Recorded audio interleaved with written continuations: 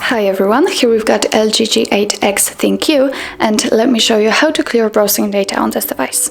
So first of all, let's open your browser. In my case it will be Google Chrome, and let's choose the three dots icon. Now let's tap on the history, and here we've got the full list of previously visited websites. If you want to remove only one of it, simply tap on this X button right next to it, and as you can see it disappears. But if you want to remove all the history, then let's go up and click on Clear Browsing Data. As you can see here, we've got some basic and advanced options. In basics, we can choose what we will clear. We can clear browsing history, cookies and site data, and cached images and files. And in advanced, we've got also saved passwords, auto-inform data, site settings. If we want to, we can also change the time range from last hour, for example, to last 7 days. If you are ready, click on Clear Data. And as you can see, we've just deleted our history.